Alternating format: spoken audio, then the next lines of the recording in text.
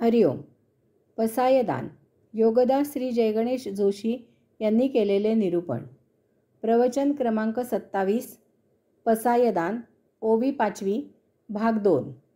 चला कल्पतरूंचे आरव, चेतना चिंतामणीचे गाव, बोलते जे अर्णव पियुषाचे. चला कल्पतरूंचे आरव. मागील प्रवचनामध्ये सांगितल्याप्रमाणे येथे आपण ईश्वरनिष्ठ संतांचे पहिल्या लक्षणामधील संत कल्पवृक्षासारखे असतात म्हणजे काय ते समजून घेऊ. कल्पवृक्ष म्हणजे असा वृक्ष की ज्या वृक्षाखाली बसल्यावर आपल्या मनात ज्या ज्या कल्पना येतात, आपल्याला ज्या ज्या इच्छा होतात, त्या सर्व कल्पना इच्छा तत्काळ तेथल्या तेथे किंवा यथाकाळी परंतु लवकरच पूर्ण होतात. भोगप्रवृत्त असलेल्या माणसाने असा वृक्ष स्वर्गात आहे अशी कल्पना समजूत करून घेतली आहे. यासाठी उपभोगांना लालसावलेले आपण मानव नेहमी स्वर्ग प्राप्त व्हावा अशी इच्छा करत असतो. पुण्य केले की आपल्याला स्वर्ग मिळतो अशीही आपण कल्पना करून घेतली आहे. यामुळे स्वर्गप्राप्तीसाठी आपण पुण्य साचवत असतो. या कल्पवृक्षाबद्दल एक सुप्रसिद्ध बोधकथा मोठी मधुर आहे. बहुतेक जण यातील कथेने रंजन करून घेतात परंतु त्यातील अंजन घालून घेत नाहीत. एक वाटसरू दुपारी भर उन्हात एका गावाला चालला होता.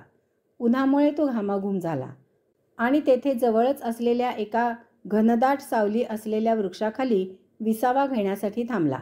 तेथे बसल्यावर त्याच्या असे मनात आले की येथे प्यायला थंडगार पाणी मिळाले असते तर बरे झाले असते. इतक्यात त्याला तेथून वाहत असलेल्या पाण्याच्या झराचा आवाज ऐकायला आला. वाटसरू खुश झाला आणि पाणी पिऊन संतोष पावला. त्याला भूक लागली होती आणि स्वाभाविकच त्याच्या मनात आले की येथे काही खायला मिळाले असते तर छान झाले असते. इतक्यात त्याचे लक्ष त्या वृक्षाखाली असलेल्या एका छोट्या देवतेच्या मूर्तीकडे गेले आणि तेथे त्याला देवतेला दाखवलेल्या अन्नप्रसादाचे पान दिसले. वाटसरूने विचार केला की प्रसाद सेवन करण्यासाठीच असतो. त्याने तो प्रसाद ग्रहण केला. प्रसाद मोठा रुचकर होता. तो खाऊन त्याला निद्रा येऊ लागली. त्याच्या मनात आले की येथे झोपायची सोय असती तर किती सुखावह झाले असते. लगेच तेथे एक सतरंजी आणि त्यावर उशी ठेवलेली त्याला आढळून आली. लगेच त्या सतरंजीवर तो आडवा झाला. चालून चालून त्याचे पाय दुखत होते. त्याच्या मनात आले की घरी बायको पाय चेपून देते, येथे पाय चेपायला एखादी दासी असती तर. तो पाहतो तर काय, एक दासी येऊन त्याचे पाय चेपू लागली. दासीला पाहिल्यावर तो दचकलाच. आता तो भानावर आला आणि मनात म्हणाला की मी जे जे मनात आणले ते घडत गेले. एखादी चेटकीण तर हे सर्व करत नाही ना. पाहतो तर काय, त्या दासीचे रूपांतर चेटकिणीत झाले. ते पाहून तो घाबरला. मनात म्हणाला ही बया मला खाणार तर नाही ना.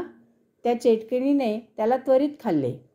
यातील बोध असा आहे की माणसाच्या मनात सतत भौतिक सुखोपभोगाच्या कल्पना येत असतात. तो जी परिस्थिती प्राप्त झालेली आहे ती जाणून तिचा स्वीकार करत नाही. त्याला दुःख, कष्ट, त्रास, पीडा, वैताग नको असतो. सदैव फक्त सुखच हवे असते.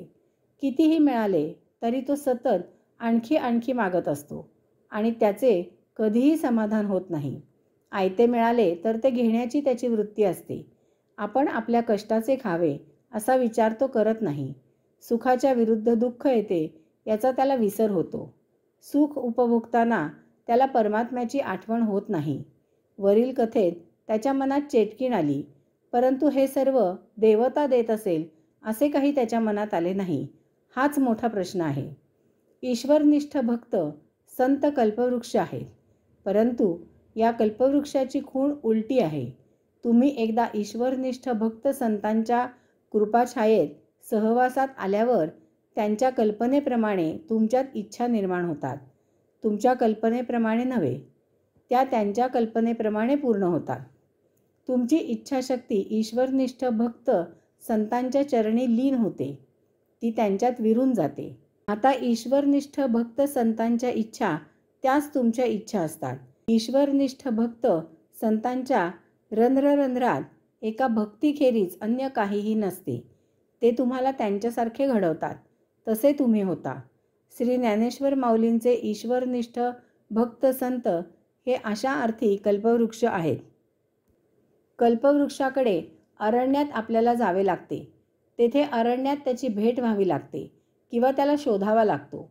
परंतु कल्पवृक्ष असलेले ईश्वरनिष्ठ भक्त किंवा संत आपणहून आपल्याकडे चालत येतात आणि आपल्याशी बोलून आपल्याला आत्मज्ञान प्रदान करतात.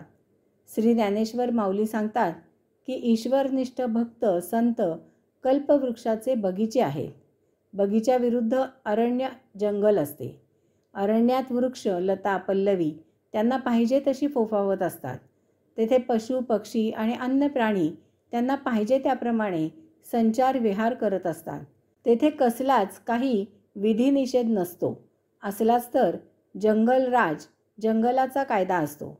म्हणजेच तेथे कसलेही बंधन नसते. जो तो आपापल्या बळाप्रमाणे इतरांचे कान पिळत त्यांच्या मर्जीने स्वैराचार करत असतात. माणूस यामधून उत्क्रांत झालेला आहे. त्यालाही स्वभावतःच मनाप्रमाणे भरकटायला आवडते. म्हणूनच तो बुद्धी, स्मृती, जीवात्मा यांना दूर सारून मनमानी करायला प्रवृत्त होतो. कायदे पाळण्यापेक्षा ते मोडण्याकडे माणसाचा स्वभावतःच कल असतो. साधे रहदारीचे नियम तो पाळू इच्छित नाही. त्याचा मी महाजबर असतो. स्वतः चिखलात उभे राहून इतरांना स्वच्छतेचे धडे द्यायला त्याला आवडते. बगीच्यामध्ये झाडांची ठरवून, आखून, रेखून मुद्दाम लागवड केलेली असते. तेथे बुद्धीला प्राधान्य असते. एखादे झाड, लता, पल्लवी आपली आपण वाढू लागली तर तिची छाटणी केली जाते. तिला पायबंद घातला जातो. येथे स्वैराचार नसतो, आटोपशीरपणा असतो. यालाच बगीचा म्हणायचे. ईश्वरनिष्ठ भक्त संत हे बगीचे आहेत. ते परमात्म्याला अपेक्षित असे वर्तन करतात. येथे जंगलराज नाही, येथे मनमानी नाही की स्वैराचार नाही. येथे योगाधिराज पातंजलींचे अनुशासन, शिस्त आहे. त्यांची तन, मन, बुद्धी परमात्म्याच्या चरणी वाहिलेली असते. येथे आत्मेच्छा सांभाळली जाते. ते सदा परमात्म्याच्याच भावभक्तीत रत असतात. याविरुद्ध काही घडू लागले की ते तेथल्या तेथे आपोआप नियंत्रित केले जाते. करावे लागत नाही. भावभक्तीमुळे ते आपोआप आत्मप्रवृत्त होते. केले जात नाही. एका भावभक्तीखेरीज येथे अन्य कशालाही थारा असत नाही. ईश्वरनिष्ठ भक्त संतांच्या सहवासात आपण आलो की ते या बगीच्यामध्ये आपलीही लागवड करतात. आपल्याला आता मत असत नाही. त्या बगीच्याचे जे नियम असतात आता त्याच आपल्याही कल्पना असतात. येथील कल्पवृक्षांना एका आत्मफळाशिवाय अन्य पीक नाही. या अशा बगीच्यात आपणही ईश्वरनिष्ठ भक्त संतांप्रमाणे कल्पवृक्ष होऊन आत्ममय होतो.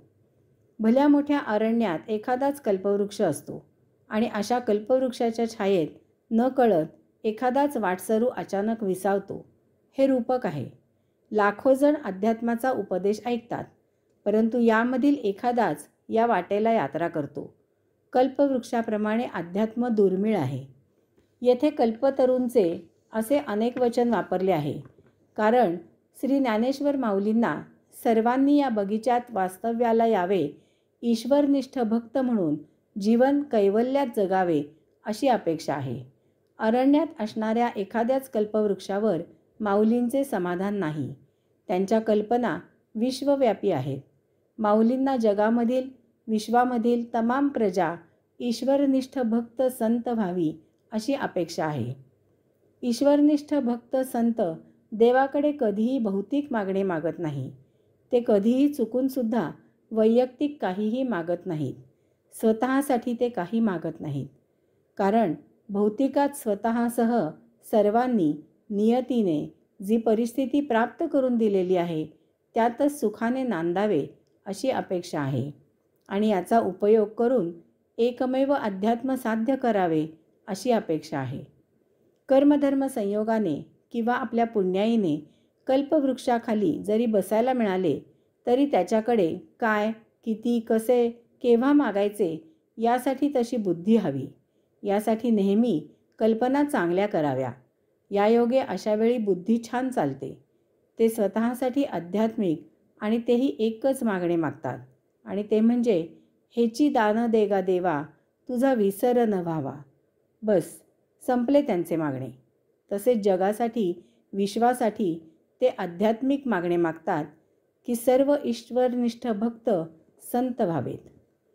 अशा प्रकारे येतपर्यंत ईश्वरनिष्ठ भक्त संतांचे पहिले लक्षण म्हणजे ईश्वरनिष्ठ भक्त संतगण तरूसारखे जन्मापासून मेल्यावरही उपयुक्त आहेत. तसेच ईश्वरनिष्ठ भक्त संतगण चालते बोलते कल्पवृक्षांचे बगीचे आहेत याचे निरूपण केले. आता ईश्वरनिष्ठ भक्त संतांचे दुसरे लक्षण पाहू. हरिओम.